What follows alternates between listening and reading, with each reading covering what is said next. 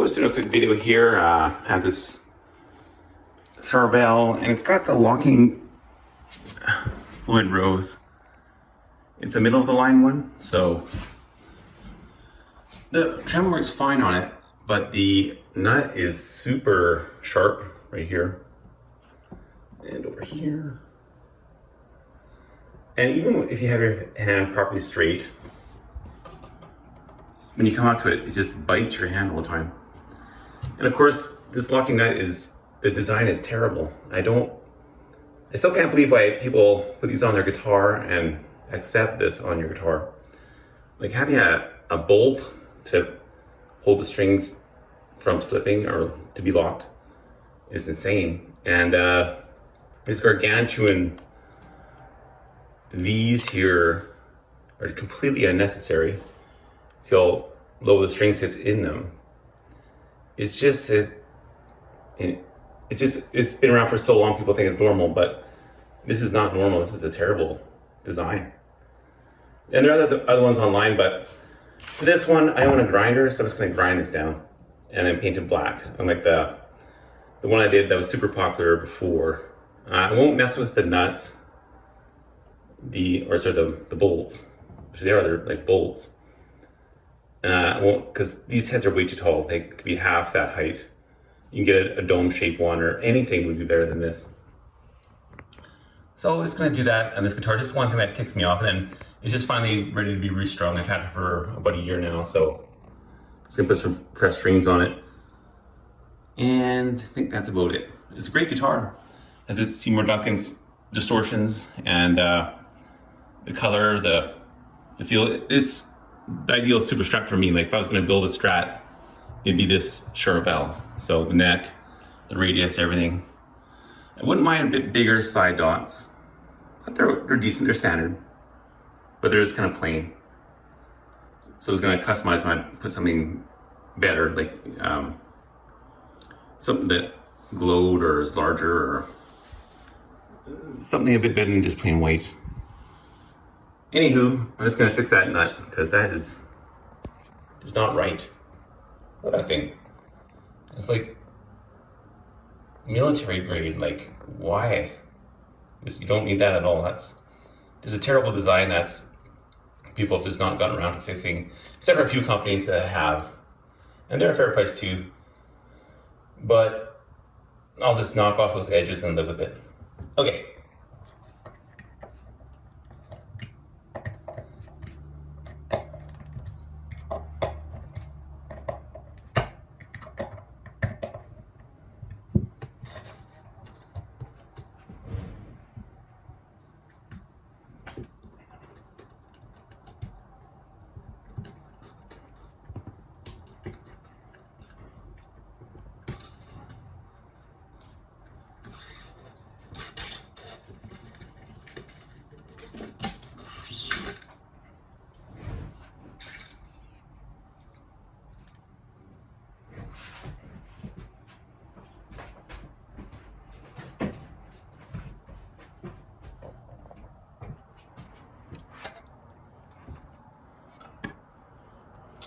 So just these two screws will let that nut loose. Just take those out.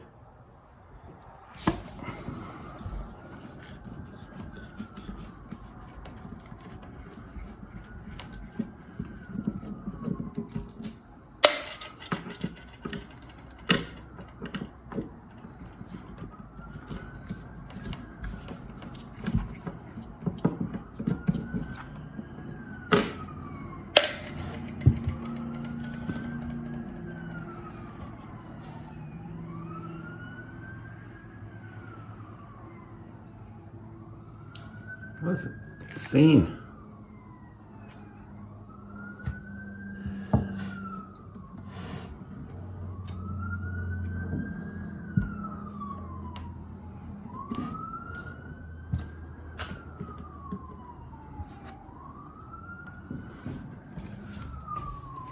So good to see there was shims under there. It was too high anyway, so I'll try with those shims out, then rework it. But they're very thin, so it can easily go without these shims. It's not gonna, the nut height's still gonna be a bit too high with these shims removed. But But it's good to see they're in there and see some sort of adjustment. And this is crazy tall. Look at that thing. Like, what is that? That's not for a guitar. That's for like some saw or something. Like a buzz saw. That makes no sense. I should point out it's a BR3 on this guitar. I believe that's the widest, or well, it's a wider selection. I'm sure you can always get one wider, but so that's good to know. So if you're ordering a replacement, that's a good quality piece. That's the size we would go for, BR3. So just noticing here, within not the original way, you have that taller, huge, sharp pieces towards the fretboard so they can get your fingers. But this side has smaller, big gargantuan gates. But the nut won't line up that way. It has to go this way to line up with the original holes. So even that'd be better if you just spin this here around and get the half size way too large. Oh, then it'd be too low for the fretboard though. But still, that's more than high enough already. This is just insanely high.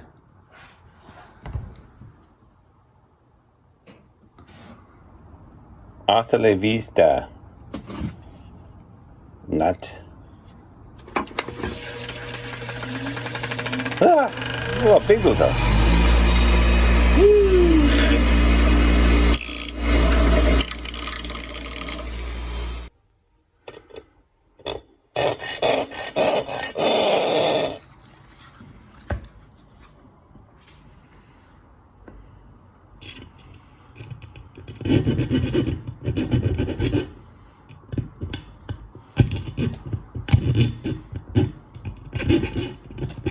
There we go. So about 15 minutes of grinding, filing, sanding.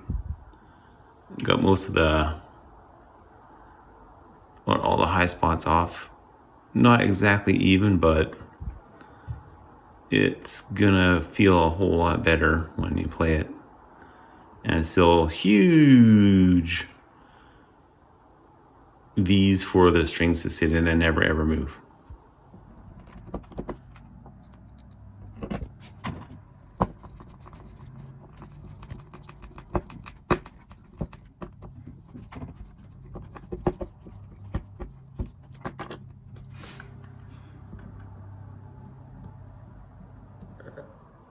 So looks like the low E has come up a bit.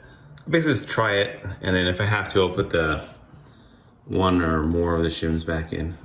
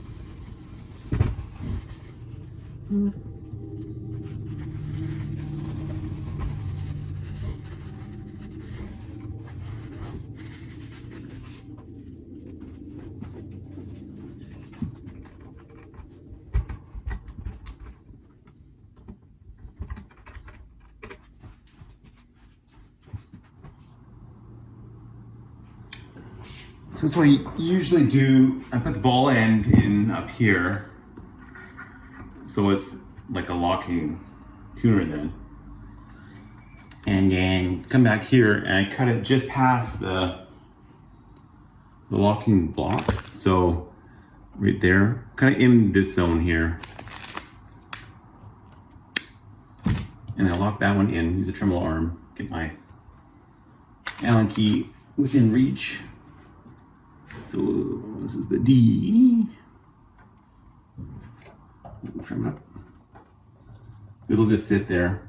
It's actually a bit too long, but oh well, whatever. It doesn't matter. Once the nut is locked, anything beyond the nut is irrelevant. And just a nice twist, not too tight. And then tighten this one up until it pulls it basically flat. And then just have to find my string turn. All right, here it is. This is a different one. Make sure you turn the right way.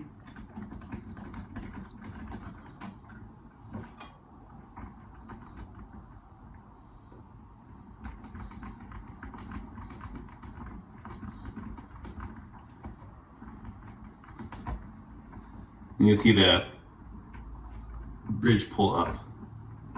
Oh.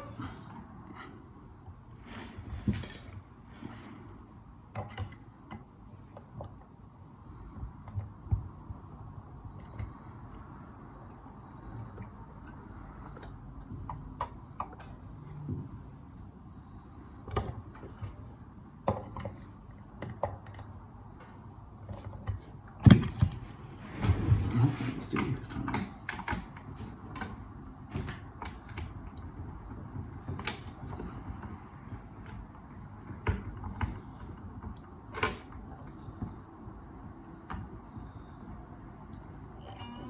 Shit.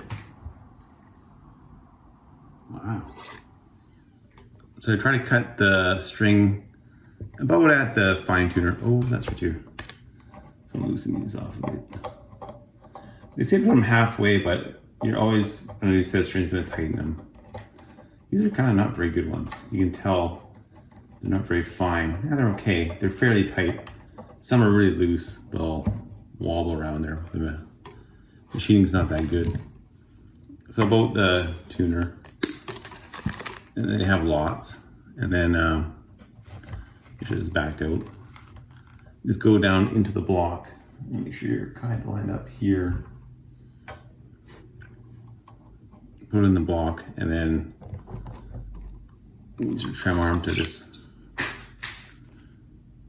pull it up.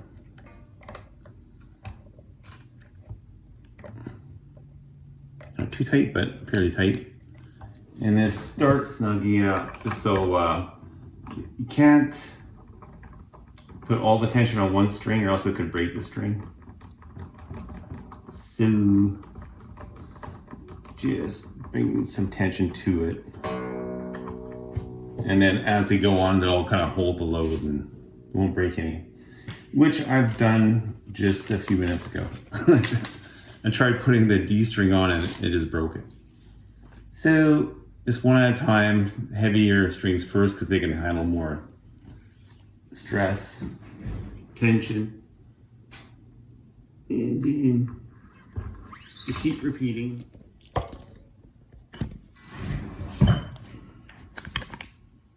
And so just keep repeating. Put the ball end down at the tuning peg.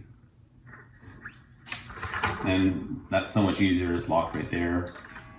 Get it under whatever bridge or string tree you have. Put it through. And just cut it right at the fine tuner. It'll give you plenty of length and a little extra length in case you screw up. You can still use the string. Slips right in.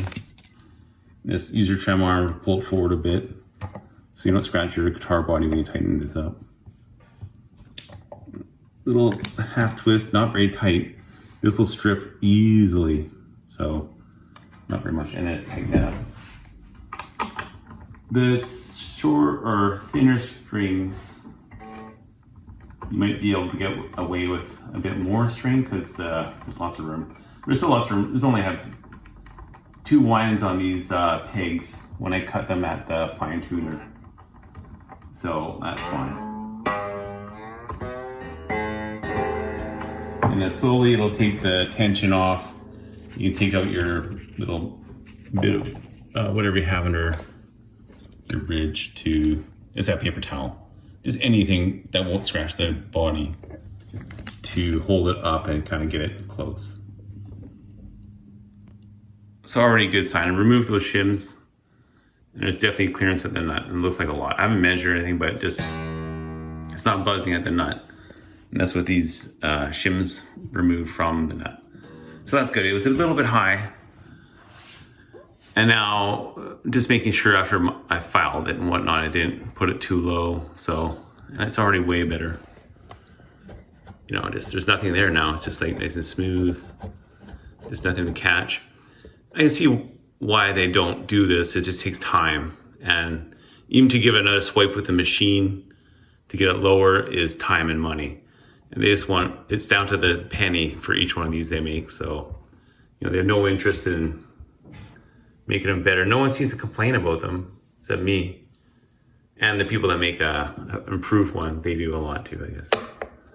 But yeah, so can definitely be fixed. There we go. So get it basically in tune. Oh, it's not in tune, but. And then I leave these loose. Just loose. And then play and just tune off the tuners as the strings stretch for, you know, 10, 15 minutes or so, just playing. You know, good stretches and stuff like that. Do a lot of bends and use the bar a lot and stuff to pull up. And then just to show you how these things can hold. So let's lock this out with my fingers. Tune the E string.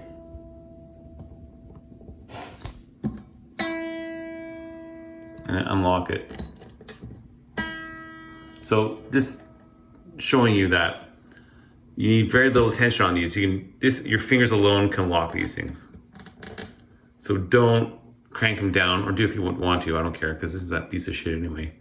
And then these are just obnoxiously huge. They're way overkill. So anyway, just moving forward, if you buy a guitar with a nut like this, just rest assured it has a piece of junk nut on it, because this is not good. And then here's after I took those shims out, they still have pretty good nut height. Actually, that's bang on. So there's no buzzing. Nothing's in tune, of course, because I'm just playing with new strings. They don't buzz, and so that's with perfectly the shims removed. So that's pretty awesome. Just get rid of them and it's perfect. So there. So now I won't have a sharp nut, and the nut height will be proper. So I can set the whole guitar after that. If the nut height's wrong, nothing will ever set up good. You can change your relief and set your bridge height and whatnot, but it'll never be right. Okay, hope that helps. Hope it was interesting.